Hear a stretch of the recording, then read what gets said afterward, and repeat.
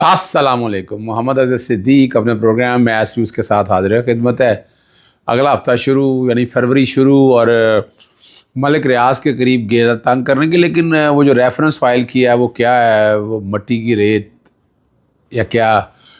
اتنی غلطیاں ہیں اس کے اندر، اور اس کا الٹیمیٹلی جو ہے نا فائدہ ملک ریاض اور باقی لوگوں کو ہونا ہے. کتنے لوگ ہیں اس کے اندر وہ میں بھی بتا دوں گا آپ کو. ججز کے خلاف جنہوں نے خط لکھا ان کا منظم سوشل میڈیا، کیا پیکا ایکٹ جاگے گا؟ کیا ابھی تک ایف آئی اے نے کوئی کارروائی کی؟ ورنہ تو درخواست بھی نہیں دیتے. ان کی مانیٹرنگ ٹیم کام کر رہی ہوتی ہے، وہ مانیٹر کر رہی ہوتی ہے، سورس رپورٹ بنتی ہے اور پرچہ درج ہو جاتا ہے. یہ دیکھنے والی بات ہے. اور کیا عدلیہ کی آزادی برقرار رہ پائے گی؟ یہ $1 بلین کویسچن ہے جو ہم نے دیکھنا ہے اور ہم نے فیصلہ کرنا ہے. سب سے پہلے میں آپ کے سامنے جو رکھنا چاہتا ہوں وہ بحریہ کے اگینسٹ جو ریفرنس فائل کیا ہے. 19 صفحوں کا ریفرنس ہے. یہ 19 صفحوں کا ریفرنس ہے جو فائل کی ہے، اور اس میں ملزمان کے نام ایسے ہی لکھ دی ہیں. مثال کے طور پر ملک ریاض صاحب کا، احمد علی ریاض صاحب کا، زین ملک کا، بحریہ ٹاؤن کا رکھا ہے، سید قائم علی شاہ صاحب کا وزیر اعلیٰ، شرجیل نام میمن، اور یہ بہت سے نام ہیں. تقریباً اس کے اندر 33 کے قریب لوگوں کو اس ریفرنس میں انوالو کیا ہے. میں نے آپ کے سامنے پہلے بھی یہ بات بتائی تھی کہ بحریہ ٹاؤن کے ساتھ بڑی زیادتی ہوئی ہے. کوڑیوں کے بھاؤ زمین تھی 5 لاکھ روپیہ ایکڑ، چونکہ یہ کراچی نہیں ہے.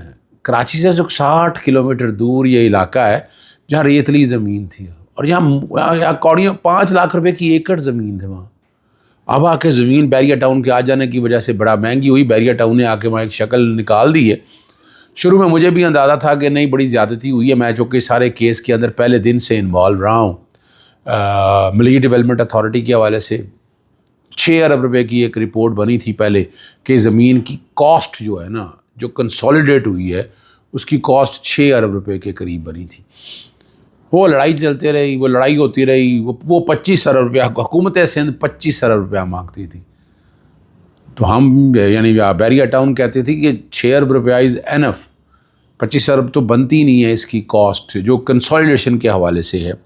یہ آپس میں چل رہی تھی. نیب نے انکوائری شروع کی. نیب کی انکوائری تو آپ کو پتہ ہے ماں سوائے پولیٹیکل وکٹمائزیشن کے علاوہ اب تو آپ کو پوری پاکستان کو تو شک و شبہ نہیں رہنا چاہیے. اتنا سا خاموش رہنے کے بعد، جیسے پہلے نیب نے ایک پہلے پریس ریلیز جاری کی، اس پریس ریلیز کے اوپر باقاعدہ نیب کو نوٹس جاری ہو گیا ہوا ہے، اور کہ آپ نے جھوٹ اور غلط بیانی کی بنیاد پر چیزیں رکھی ہیں. اب اسی طرح یہ جو ریفرنس فائل کی ہے یہ بھی جھوٹ اور غلط بیانی کے پر چیزیں ہیں.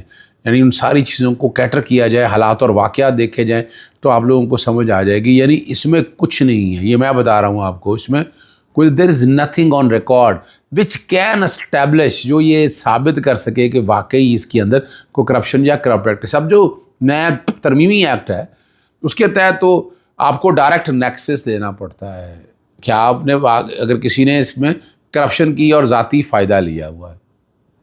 یہ جب سپریم کورٹ نے دباؤ رہا، سپریم کورٹ کا اس وقت کا، اور میں بہت دباؤ تھا، بہت سے لوگوں کا دباؤ تھا. یہ مجھے تو پتہ ہے اس وقت، یعنی 460 ارب روپے یہ تو ریئلسٹک ویلیو نہیں ہے. اگر ریئلسٹک ویلیو ہوتی تو اب تک پیسے نہ دے دیے ہوتے. تو اس کے اندر جو ریفرنس کے اندر لکھا ہوا ہے، پہلے میں وہ آپ کے سامنے رکھ دیتا ہوں کہ جو انہوں نے کنکلوڈ کرتے ہوئے 19ویں صفحے کے اوپر یہ کاسٹ آف لینڈ 460 ارب روپے جو بنائی ہے، یہ 16,896 ایکڑ کی، یہ سپریم کورٹ کا ذکر کرتے ہیں. اس میں سے کوئی 24 ارب 26 کروڑ کے قریب رقم کہتے ہیں آپ نے ادائیگی کی ہے. اس میں 190 ملین پاؤنڈ کا جو پیسہ ہے وہ نکل چکا ہے. وہ جو 50 ارب کے قریب 171.7 جو بنتا ہے ارب روپیہ ملین ڈالر، وہ اس میں سے نکل چکا ہے. تو جو یہ کہتے ہیں نا کہ اب وہ اس کا مطلب ہے وہ القادر والا، یعنی اس ریفرنس کے داخل ہونے کے بعد تو اور کوئی ڈاؤٹ رہ نہیں گئی، وہ تو بڑی کلیئرٹی کے ساتھ آ گئی. اور پینلٹی اور مارک اپ 10%، یہ 28 جنوری تک یہ انہوں نے کیلکولیٹ کیا ہے. اور یہ کر کے کوئی تقریباً انہوں نے 235 ارب روپیہ یہ ڈالا ہے. 460 ارب اور 2000 مذاق ہی ہے. اور میں کیا کہوں اس بات کو سامنے رکھتے ہوئے.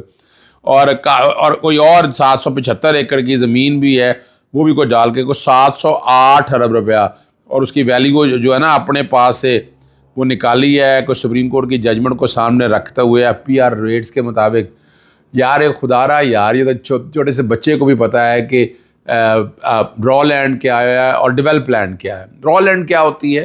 ایک کنال کا یعنی 1 ایکڑ لے لیں 8 کنال کے قریب، وہ کچی زمین ہے، اس میں سڑک بننی ہے، پارک ہونا ہے، گراؤنڈیں بننی ہے، مسجد آنی ہے، تو تقریباً 2/3 جو زمین ہے نا وہ اس میں سے نکل جاتی ہے اس بات کے حوالے سے. تو 1/3 زمین جو ہے وہ بچتی ہے.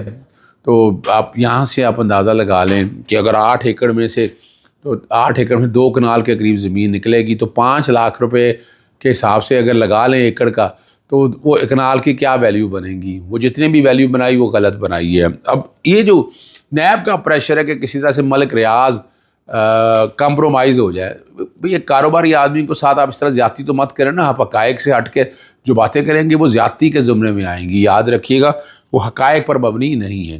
اب آگے آتے ہیں، اس میں مزید تفصیلات میں آپ کے سامنے رکھوں گا. بیک گراؤنڈ پہ اگر وہ چلا سکے میری ٹیم کہ وہ جو سم اپ کر کے کہ جو اس کو کتنی ویلیوشن گئی ہے اس میں.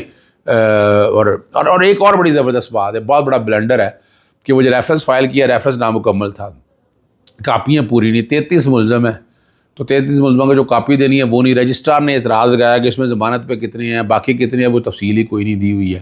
لیکن جج صاحب نے اس کے باوجود جو ہے وہ ریفرنس کو ایڈمٹ کر لیا، نامکمل ریفرنس کو ایڈمٹ کر لیا اور 25 فروری کے لیے رکھا ہے. دوسری جو بات ہے کہ وہ جو منظم کیمپین چل رہی ہے، ججز کے جن 6 ججوں نے 5 ججوں نے خط لکھا تھا، ان کے خلاف منظم کیمپین چلا رہی ہے. جس طرح کے الفاظ استعمال ہو رہے ہیں، کون ہے؟ یعنی FIA نے اگر FIA ایک ادارہ ہے تو ججز تو وہ بھی ہمارے ججز ہی ہے نا، تو ان کے خلاف کیوں نہیں کام کیا ابھی تک؟ ان کے خلاف جو چہرے ہیں جو یہ سارا کر رہے ہیں، کیا ان کو بے نقاب نہیں کرنا؟ کیا ان لوگوں کے چہرے سامنے نہیں آنے چاہیے؟ وہ بھی چیز کوئی سامنے نہیں ہے، کوئی ایسا کام کیا ہی نہیں ہے جو سجیسٹ کر سکے کہ واقعی جو ہے انصاف ہو رہا ہے. انصاف ہوتا ہوا صرف دکھتا ہوا ہے نہیں، ہوتا ہوا بھی نظر آنا چاہیے. صرف ہم دکھنے کی بات کو لے کر ہم چلیں تو یہ انصاف کے تقاضے تو پورے نہیں ہوتے ہیں. یاد رکھیے گا، سوال ہی پیدا نہیں ہوتا کہ اس سے انصاف کے تقاضے جو ہے نا وہ پورے ہوتے ہیں. لیکن اب کیا کہیں جو حالات ہیں اس وقت. اور ایک بات جو میں بار بار کرتا ہوں، پھر سوال آپ لوگوں کی طرف سے آیا کہ کیا براہ راست چیف جسٹس تعینات ہو سکتا ہے. میں نے آپ کو پہلے کہا تھا 3 ججز آ گئے ہیں اس وقت. 3 ججز جو اسلام آباد ہائی کورٹ کے اندر تعینات ہو گئے ہیں، ان تینوں ججز کے نام جسٹس سرفراز ڈوگر صاحب کی خبر تو میں نے آپ کو دے دی تھی. اور وہ سینیورٹی ان کی اپوائنٹمنٹ کے حوالے سے لینی ہے جو گورنمنٹ نے ورکنگ کی ہوئی ہے. اب یہ لا اس پہ انٹرپریٹیشن ہونا ہے وہ علیحدہ بات ہے. 2 ججز، ایک ججز جسٹس خادم حسین سنگرو جو ہیں وہ سندھ ہائی کورٹ سے، اور جسٹس محمد آصف جو ہے یہ بلوچستان ہائی کورٹ سے. اور یہ کنسینٹ کے ساتھ آئے ہیں، بلوچستان کے چیف جسٹس کے ساتھ بھی، اور سندھ ہائی کورٹ کے چیف جسٹس کی کنسینٹ کے ساتھ، اور اسلام آباد ہائی کورٹ کے چیف جسٹس کی کنسینٹ کے ساتھ. چیف جسٹس صاحب پہلے ہی آن بورڈ ہیں. چیف جسٹس آف پاکستان تو کوئی بات ہی نہیں کرتے، کوئی نہ کرتے ہیں، ٹالتے ہیں. لیکن ہم نے دیکھا کہ فوری طور پر جلسے اجلاس کی بات کر رہا ہوں، اجلاس ہوتے رہتے ہیں. یہ 3 ججز آگے. اب ان میں سے ہوگا یہ پہلے یہ حلف لیں گے، حلف لے کے آئیں گے، اور اس کے بعد حلف نہیں، I'm sorry ان کی تعیناتی ہوگی، اپنے ڈیوٹیاں جاری کریں گے. حلف لینے کی ضرورت نہیں، ہائی کورٹ کے جج پہلے ہی ہیں یہ، اور نیا حلف لینے کی ضرورت نہیں. ہاں اگر ان کے اندر سے سینئر جج کسی ایک کو بنا دیں گے اور سینیورٹی وہ اپنا اسلام آباد ہائی کورٹ فوراً طے کر دے گی کہ جناب یہ سینیورٹی ہے ان کے حوالے سے.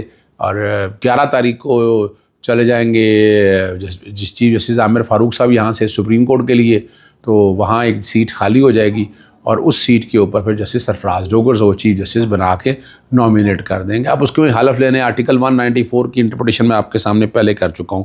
میں بار بار اس میں انٹرپریٹیشن میں نہیں جانا چاہتا، میں نہیں بتانا چاہتا کہ انٹرپریٹیشن کی آگے کیا پوزیشن ساری بنے گی. تو اس لیے بالکل لگایا جا سکتا ہے. اور پاکستان تحریک انصاف نے راجہ سکندر سلطان راجہ کو ہٹانے کے لیے سپریم کونسل کو پھر ایک خط لکھا ہے. اچھا، یہ ریفرنس آلریڈی پینڈنگ پڑا ہوا ہے، کچھ نہیں کیا، ٹینیور ان کا پورا ہو گیا ہوا ہے. دیکھیں جی، ٹینیور پورا ہو چکا ہے، نئی تعیناتی ہونی ہے. میرے پاس ذرا وقت نہیں ہے ان چیزوں کو سامنے رکھتے ہوئے، لیکن میں اس والے ایشو پہ بھی چیف الیکشن کمشنر کو لگوانے کے حوالے سے بھی نا اس والے معاملے میں ہم آگے آئیں گے. چیک کرنا ہے، لکھنا ہے، کریں گے آگے تو حالات چلیں گے، اگر نہیں ہوگا تو اس طرح تو نہیں چل سکتا کہ آپ وہی پرانا اور جو ترمیم کیا ہے 26ویں آئینی ترمیم میں یہی تو کیا ہے، جب تک نیا نہیں آتا یہی رہیں گے، یہی چلتے رہیں گے۔ موجیں ہیں بھائی، یعنی آپ بہترین ملازمت کریں تو آپ کو آسانیاں ہیں، آپ ذرا سی آزاد آواز نکالیں تو آپ کے لیے مشکلیں اور پریشانی ہیں، لیکن یہ نظام کچھ اس طرح سے ہی چل رہا ہے، لگتا ہے اسی طرح ہی چلنا ہے، لیکن کوئی بات نہیں، پیوستہ رہے شجر سے، امید باہر رکھی۔ زیادہ چاہتا ہوں۔ السلام علیکم، اللہ حافظ، پاکستان زندہ باد۔